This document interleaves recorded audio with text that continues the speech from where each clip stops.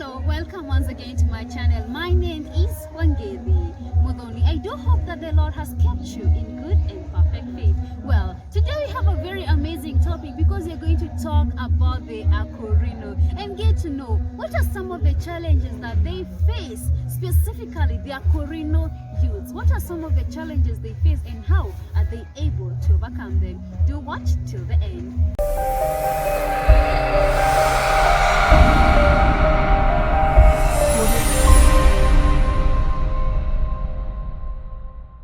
Once again, as I told you, we are going to talk about a very interesting topic. We are going to talk about the Akorino youths. What are some of the challenges that they face? What are some of the myths and misconceptions that people hold about them? With me, it's a very handsome man. Just introduce yourself and tell us who you are, what do you do, and yeah, just tell us who you are. Go. Thank you so much, Mothoni, for inviting me.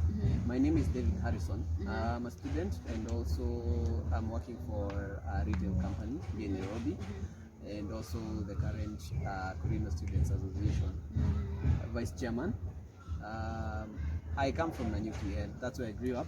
I came to Nairobi in the year 2015 and I really appreciate your invite. I hope you are feeling energetic and ready. It feels so good. It's a very good day. As you can see, the environment is yeah, okay. It's cool. Yeah. So I'm very okay. Fine and healthy.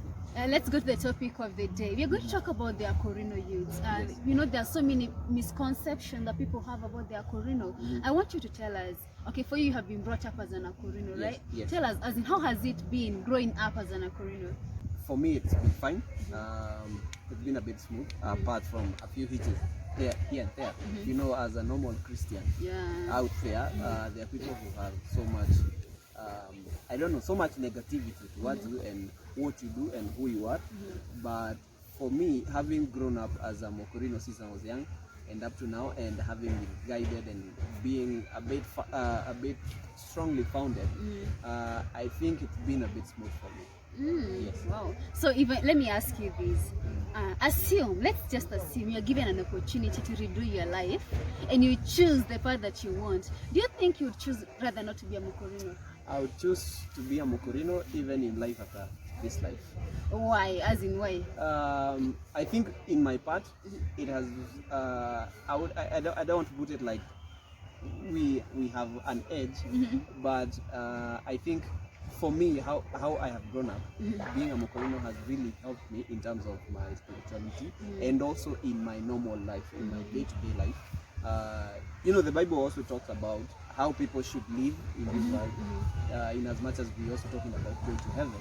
I think my life has been very okay, and being a Akorino has played a major part in being whom I am today.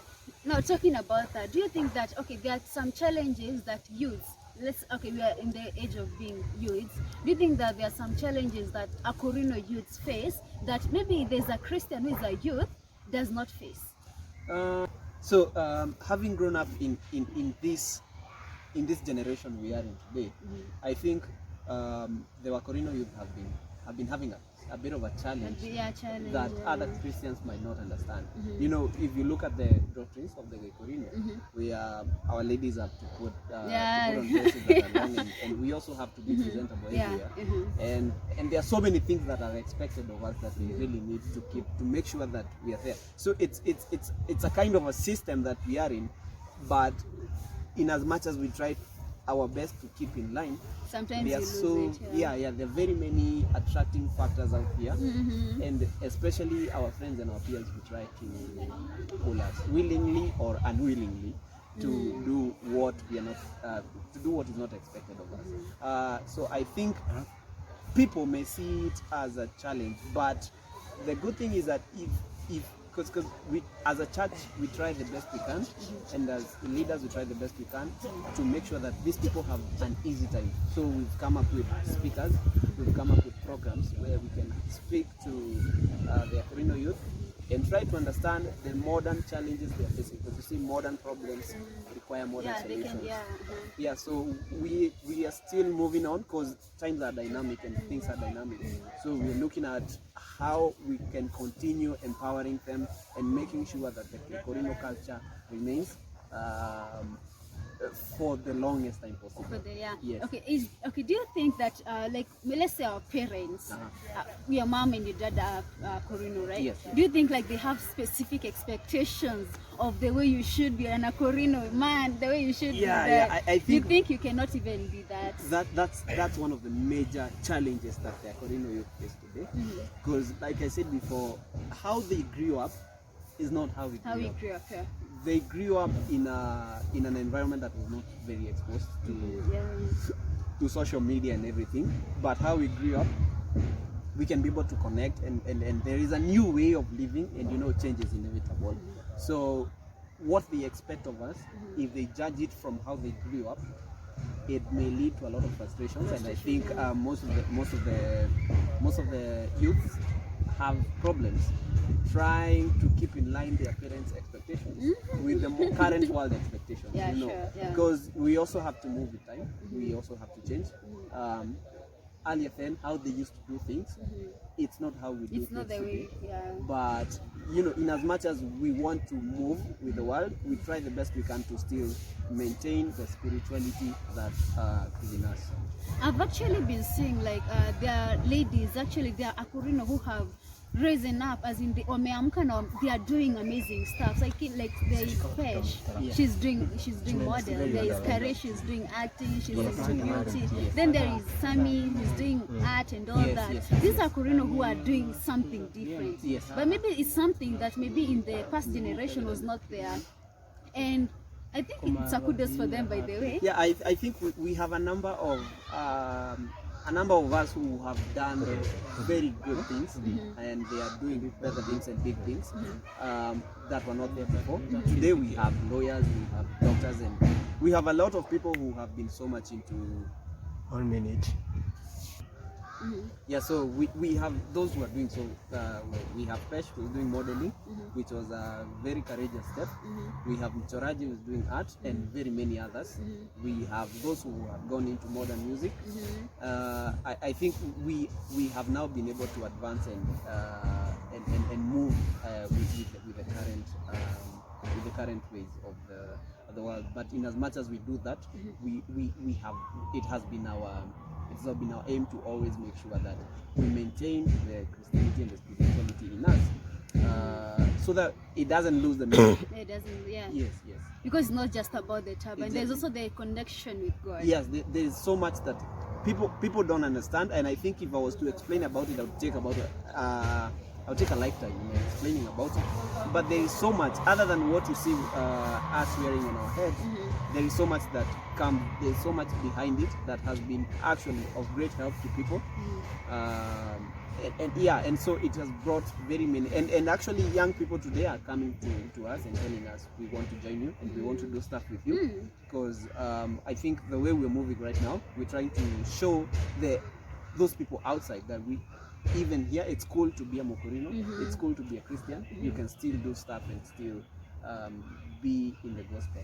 Well, for me, I have not been brought up in the Akorino faith, but I have come to join the Akorino faith. But I have come to like it. But there's some misconception I had about the Akorino faith, actually, about the Akorino, that they were not educated.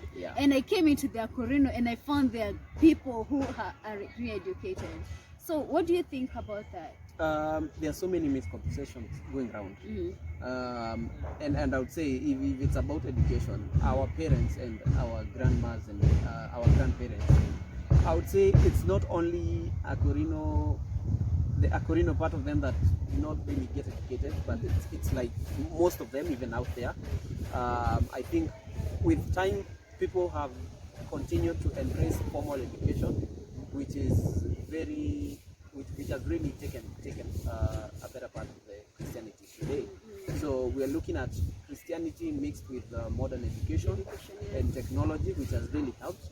So about misconceptions, there are so many of them. If I was to list them, there are so many. Some of them are really discouraging to... Okay, you can just mention some of the misconceptions that people about us.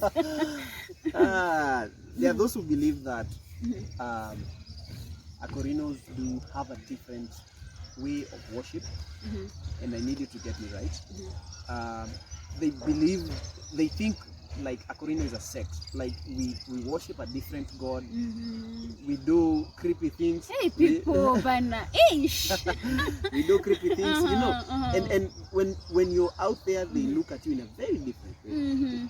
Yeah, other than how they should look at everyone else. But I would like to say that all those misconceptions, because they're different. It depends with where you come from. Yeah, so there are very many. It depends with where people come from. There's one nilisikia ati ukiona Akorino kwa swimming pool amerushwa. Hey, yeah, what's happening? We are people now. You know, we have others that ukimwona kwa university ameenda kupiga picha. You know, but we have those who are professors. Yeah, by the way. We have one Mr. Davis Kiari, he's doing very great, anafanya kazi nzuri sana, and very many other of them. Even lawyers, there are many lawyers. Yeah, there are so many lawyers in the Akorino religion. So we are really doing great. And I think from the inside, other than what people see from the outside, from the inside we feel really confident. As the Akorino youth, we are very confident and we are going for it. You know, there's somebody who asked me to define Akorino. You know, the only thing I say, I can't explain what Akorino is to you. The only thing that I can tell you, you cannot understand them unless you live within them. Yeah, people will throw questions at you. People will ask you any form of question. Yeah, sure. But then it's only good if we answer them in a better way. But you see, people ask with many intentions. Yeah. Some ask to discourage you, and some ask out of curiosity. You know, but just for clarity, Akorino is a religious group just like any other. It's only that we have things that people see as if these are our own ways of doing things, but that's how we do. Just the same way that Catholic do their mass and full gospel, PCA, you know, name them. They don't do things the same. Yeah, sure. We cannot all do things the same, but we all preach the same God. We go into the same heaven, and we have the same commission that was left to us by Jesus Christ. That is true, yeah. Yes. So what are some of the measures that have been put in place to make sure that the Akorino, as in, okay, like for example, we are looking forward to, like, let's say 100 years. Yes. Of course, we'll not be there. Yeah. What is the future of Akorino? Do you think like 100 years from now, Akorino will be there? I'll say, like a certain man who said, when I look at the future, my eyes are burning. I think that what we're doing right now, we are really trying to prepare grounds for the future Akorino culture, to show them and to leave an example that we can emulate, that we can still do things, we can still be people in the world, and go places and still reach the gospel. Let me tell you, when we have a lawyer who is a Akorino, when we have a professor, when we have a member of parliament, when we have a legislator, when we have these people who everyone else can be able to see, in a way they are also preaching the gospel, because they are showing people that in as much as you people see us as people who are primitive, we have been able to do stuff through the help of God. Yeah. So it's not in vain. And what we are doing, especially as the Akorino Students Association, we are really trying to make sure that as we continue to have students learning and going to different institutions, we make sure that we come together and let them feel the warmth of being together, so that when we disperse, because we are not many of us, I think you'll find that maybe when you learn a shule, you're alone, where someone else, you know, we are not so many of us, but with initiatives like Akorino Student Association, Akorino Youth Convention, we have so many other initiatives that are helping us to come up, and they're building a good foundation for the future Akorino. Because tomorrow we'll be having, because when I'm here, I know Lucy is somewhere in Kenya. She's doing her studies well. You know, if she has challenges, you can be able to connect. Yeah, sure. So that togetherness will bring a form of a union that will will be an encouragement, because if we disperse and we are not together, it's easy to be broken. I think it's a congratulations to the people who thought about those conventions actually. Thank you so much. Yeah, so thank you guys. You have been doing an amazing job. I've been to ASA. Yeah, Actually, yeah. wow, that place, man, it's a cool place by the way. Yeah. And actually, it's not limited to Akorinos only. Yeah, it's we have it in our constitution. The Akorino Student Association is not limited to the Akorino students only. We are able to accommodate anyone, so long as you're able to follow the rules and the regulations and the constitution of the association. We put. We also have sponsorship programs. Other than, because of the corona, we have not been able to do much this year. We have the annual conventions and seminars we do have that brings together all the students from all walks of life in the Akorino church. So when we bring them together, we pray. We call facilitators who come, and they really impact and equip our students so that the next year, as they push for the next year, they are properly equipped spiritually, emotionally, and mentally. Good job. All the best, and continue with the good work, and may God do good to you. Amen. Okay, so as we finish, what are some of the, maybe an encouragement you can give to an Akorino, someone there, because I know kuna challenges mingi mtupitia, and then kuna, well, let me first ask you before you go there, have you ever thought of removing your turban? That thought has never ever crossed my mind. It has never? Yeah, it has never. I think the way I have grown up, it has never come. Any mistake in your heart that this is what I want. I am a Akorino by choice. You know, when you're a Akorino by choice, you become very strong. Like people cannot be able to bring you down. Okay, I wanted you to talk to someone there who think being a Akorino is such a burden. I want to speak to all the Akurino youths out there. You're my friends, my brothers and sisters, wherever you are. I would like to let you know that things might be difficult, but things will make sense as time goes by. I know growing up as a Akorino is a bit of a challenge. I don't want to put it as a challenge because it's only a challenge to those who choose to be challenged. Yeah. But I think it's been nice for those of us who are so much who have grown up and been able, and those of us who have really accepted to relate and engage other Akorino youth. I think it has been smooth. For those of us who feel discouraged and they're just about to lose it, please learn to engage and engage your friends, your church members. Get a church where you can be going every day. I'll tell you, the way people come together brings a lot of strength to people. And so I think if you only accept who you are, they say acceptance is the first step to healing. So if you accept yourself, it's not a disease, it's not a weakness, it's not a disability. It is a choice, and it is a very good choice. It is something, it's a good cause, and it's a good cause. It has a lot of opposition. It needs you to be strong, so you have to be strong. Go for it. I assure you, things will make sense and you'll get the better of it. Yeah, and just to add to what he has said, being a Akorino does not limit you at all to be what you want to be. As far as it is in the will of God and it is acceptable by God. Juu unaona siwezi, kuna vitu zingine siwezi enda kufanya, siwezi kwa kama kwa bar, nile nikauze kwa club. No, being a Akorino will not limit you from being good or even dressing good as far as it is decent. It doesn't limit you from engaging with people. It doesn't limit you from anything. The only thing, kama venye David amesema, accept yourself. That's it. Kuna kitu kingine. Accept yourself, be strong. It's not a really difficult journey unless you take it as difficult.